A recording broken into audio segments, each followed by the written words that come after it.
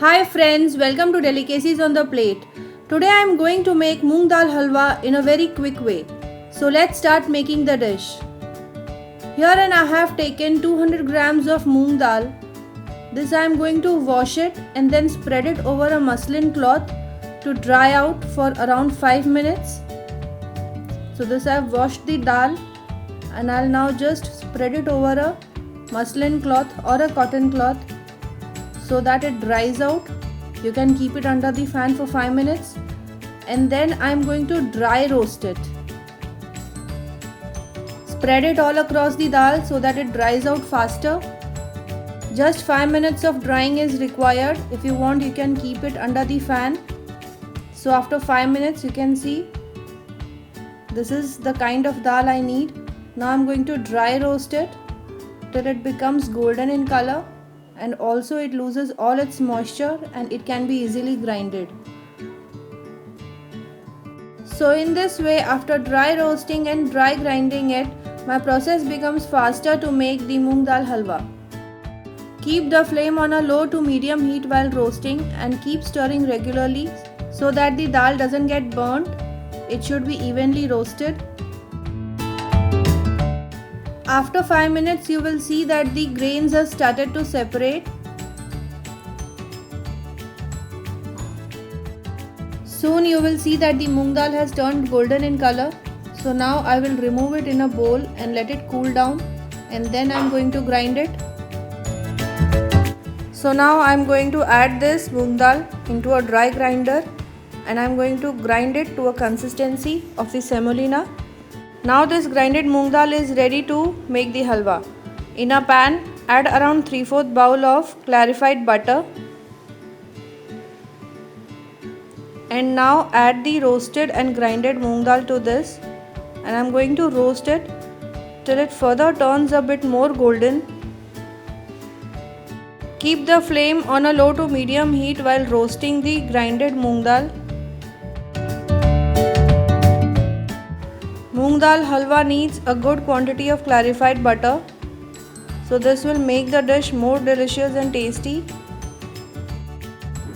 Apart from being tasty, this is a very healthy dish too. Soon you will see that the moong dal has turned golden in color.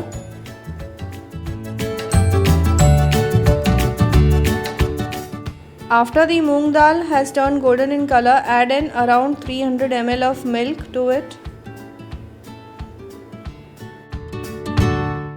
Now mix vigorously so that the milk mixes well with the moong dal. Now herein goes 150 grams of sugar. This will give a nice sweetness to the dish. If you want, you can increase or decrease, but this is the perfect quantity of sugar required. Now to make the halwa more richer, herein I am adding around 75 grams of mawa or the evaporated milk.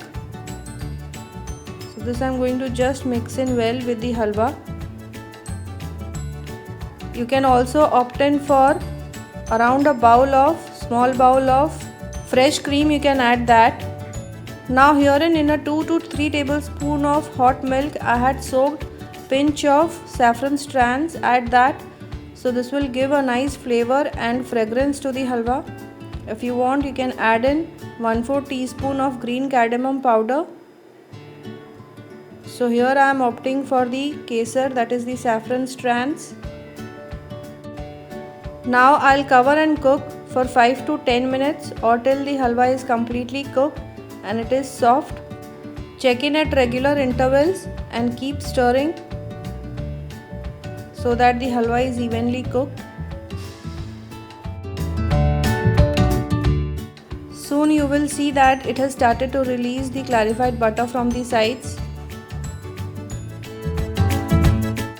Now to make the color of the halwa brighter, add in half teaspoon of saffron food color and mix it well.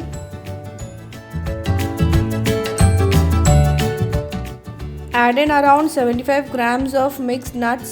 So herein I have pistachios, almonds and cashews which I have chopped. Add it and mix it well. Delicious and tasty moong dal halwa is ready to serve. Remove it in a serving bowl. Garnish with juliennes of almonds and pistachios and some raisins on it.